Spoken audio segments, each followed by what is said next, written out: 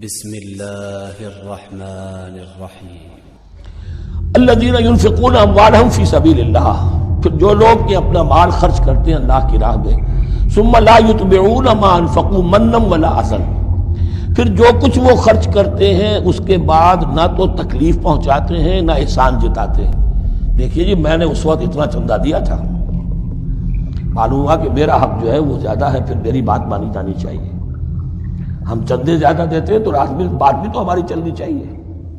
یا اگر کسی جو کارکن کو دیا ہے جو اللہ کے دین کے لیے کام کر رہا ہے، یہ بھی ان دو رکوعوں کے آخر میں بات واضح ہو جائے گی۔ کوئی شخص اللہ کے دین کے کام میں لگا ہوا، آپ اس کو ساتھ تعاون کر رہے ہیں تاکہ وہ اپنی معاش کے اوپر اپنا وقت نہ لگائے، اپنا پورا وقت جو ہے وہ دین کی خدمت میں لگائے۔ لیکن اب اگر کہیں آپ نے اس کو جتا بھی دیا، اس پر احسان بھی رکھ دیا، کوئی تکلیف دے کلمہ کہہ دیا، تو جو آپ کا اجر و ثواب تھا وہ زیرو ہو جائے گا۔ الذین ينفقون اموالهم فی سبیل اللہ ثم لا یتبعون ما انفقوا منا ولا اذى، جو انفاق کرتے ہیں اس کے بعد اس کے پیچھے نہ تو جتلاتے ہیں نہ کوئی اور تکلیف پہنچاتے ہیں۔ لہم اجرہم عند ربہم ولا خوف علیہم ولا هم یحزنون، ان کا اجر ان کے رب کے پاس محفوظ ہے اور ان کے لیے مغفرت ہے۔ ولا خوف علیہم ولا هم یحزنون، ان کے اوپر نہ کوئی خوف ہوگا اور نہ کوئی ان کو حزن سے دوچار ہوں گے۔ قول معروف، بھلی بات کہنا، ومغفرہ اور درگزر کرنا، خیر بہتر ہے من صدقۃ، اس خیرات سے یتبعھا اذی، جس کے بعد کے اذیت پہنچائی جائے۔ کوئی آپ سے فرض کیجئے کوئی ضرورت کے لیے آئی گیا ہے، کسی نے ہاتھ پھیلا دیا ہے، تو آپ اگر آپ نہیں کر سکتے مدد، قول معروف، نرمی کے ساتھ جواب دے دیجئے، معذرت کر لیجئے۔ یا یہ ہے کہ اگر کسی سائل نے آپ کے ساتھ درستی کی ہے تو پھر بھی یہ ڈانٹیے نہیں، وَأَمَّا السَّائِلَ فَلَا تَنْهَرْ، پھر بھی یہ ہے کہ مغفرت، معاف کیجئے۔ یہ کہیں بہتر ہے اس سے کہ دے تو دیا، خیر من صدقۃ یتبعھا اذی، اس کے بعد اسے دو چار جملے بھی سنوا دیے، کوئی اور سلواتیں بھی سنا دی اسے، تو اس کا کوئی فائدہ نہیں ہوا۔ واللہ غنی حلیم، اللہ تعالیٰ غنی ہے اور حلیم ہے۔ یہ کیوں کہا گیا کہ تم اگر کسی کو دے رہے ہو تو اصل میں اللہ کو دے رہے ہو۔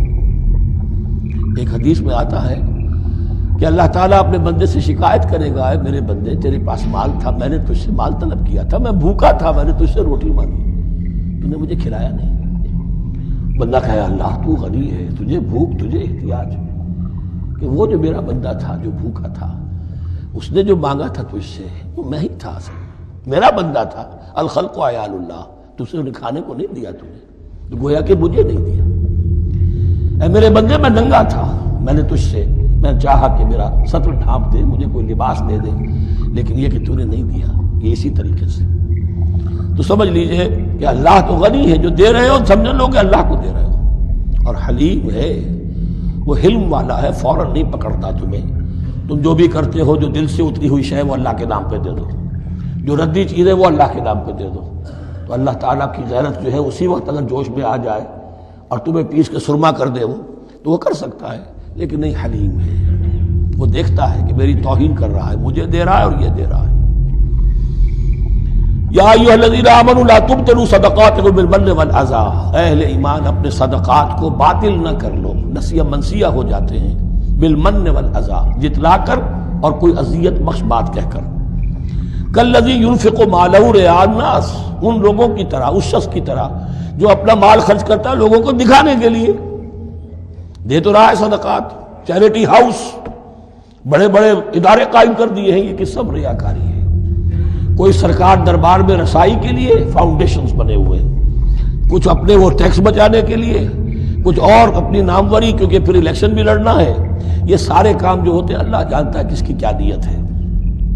لا تبطلوا صدقاتکم بالمن والاذی کالذی ينفق مالہ رئاء الناس ولا یؤمن باللہ والیوم الآخر، جو ریاکاری کر رہا ہے وہ حقیقت میں ایمان نہیں رکھتا اللہ پر اور یوم آخر پر۔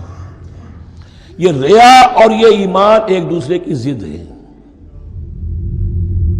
جیسا کہ حدیث بار بار سنا چکا ہوں، من صلی یرائی فقد اشرک، ومن صام یرائی فقد اشرک، ومن تصدق یرائی فقد اشرک۔ جس نے دکھاوے کے لیے نماز پڑھی اس نے شرک کیا، جس نے دکھاوے کے لیے روزہ رکھا اس نے شرک کیا، جس نے دکھانے کے لیے لوگوں کو صدقہ خیرات دیا اس نے شرک کیا۔ ولا یؤمن باللہ والیوم الآخر فمثلہ کمثل صفوان علیہ تراب فاصابہ وابل فترکہ صلدا. تو اس کی مثال اس چٹان کی سی ہے اس پر کوئی تھوڑا سا غبار کچھ ریت جم گئی تھی، تو اگر کسی چٹان کے اوپر کوئی تھوڑی سی تہ آ گئی ہو مٹی کی، وہاں آپ نے کوئی بیج ڈال دیے، کوئی فصل بھی ہو گئی. فاصابہ وابل، اب آیا زوردار ایک بارش کا چھینٹا پڑا، زوردار بھی پڑا، فترکہ صلدا، وہ ساری اوپر کی تھوڑی سی تہ تھی، وہ مٹی بھی بہہ گئی اور آپ کی محنت بھی گئی، وہ آپ کا بیج بھی گیا اور آپ کی فصل بھی گئی. وہ چٹان جو ہے چٹیل چٹان وہ اندر سے نکل آئی، یعنی سب کچھ گیا. ریاکاری میں اس کا مطلب یہ ہے مال بھی دیا اور حاصل کچھ نہ ہوا، بیج بھی گیا، اور اللہ کے ہاں کسی اجر و ثواب کا سوال ہی نہیں. لا یقدرون علی شیء مما کسبوا، جو محنت انہوں نے کی تھی، اس تھوڑی سی مٹی جو جم گئی تھی اس میں بھی کچھ ہل چلایا تھا، کچھ بیج ڈالا تھا، اب اس میں کوئی قدرت انہیں حاصل نہیں ہے، سب کچھ گیا. واللہ لا یہدی القوم الکافرین، اور اللہ ایسے کافروں کو ہدایت نہیں دیتا، راہ یاب نہیں کرتا. ومثل الذین ينفقون اموالهم ابتغاء مرضات اللہ، اس کے برعکس وہ لوگ، وہی سائملٹینیس کنٹراسٹ، جب ایک ریاکاری کے خرچ کے لیے وہ ایک مثال دی گئی، تمثیل اور تشبیہ دی گئی، تو اب جو واقعتاً اللہ تعالیٰ کے اجر و ثواب کے لیے خلوص و اخلاص کے ساتھ خرچ کرتا ہے اس کے لیے بھی مثال.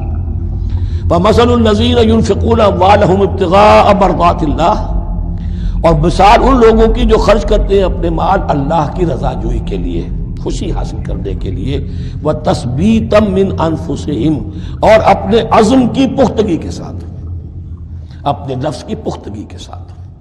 کمثل جنت، ان کی مثال اس باغ کی ہے، بربوۃ، جو ذرا بلندی پر ہے، باغ ہے. جیسا کہ میں نے عرض کیا نیچرل باغ کا یہی تصور ہوتا تھا، ذرا اونچائی پر جو ہے پلانٹیشن ہے، ندی بہ رہی ہے کوئی دامن میں جس سے خود بخود اس کو اریگیشن ہو رہی ہے. کمثل جنت بربوۃ، یہیں سے یہ قادیانیوں نے لفظ ربوہ لے کر اور اپنا وہ شہر بنایا ہے پاکستان میں. اصابہ وابل، اب اگر اس باغ کے اوپر زوردار منہ آ جائے، بھی آ جائے، خوب بارش برسے، فآتت اکلھا ضعفین، تو اس کا پھل جو ہے دگنا ہو جائے گا. فإن لم يصبها وابل فطل، اور اگر زوردار میںہ نہ آئے، بارش نہ برسے، تو تھوڑا بہت چھینٹا بھی پڑے گا تب بھی اس کا تمہارا پھل جو ہے وہ برقرار رہے گا. واللہ بما تعملون بصیر، اور جو کچھ تم کر رہے ہو اللہ تعالیٰ اس کو دیکھ رہا ہے. دروں بینی کرتے رہا کرو کہ تم یہ مال جو خرچ کر رہے ہو واقعتاً خلوص دل کے ساتھ، اخلاص نیت کے ساتھ اللہ ہی کے لیے کر رہے ہو، کہیں اس میں کوئی اور جذبہ، کہیں تمہارا غیر شعوری طور پر کوئی جذبہ شامل نہ ہو جائے. تو انٹروسپیکشن ہو، اپنے غریبانوں میں جھانکتے رہو. اللہ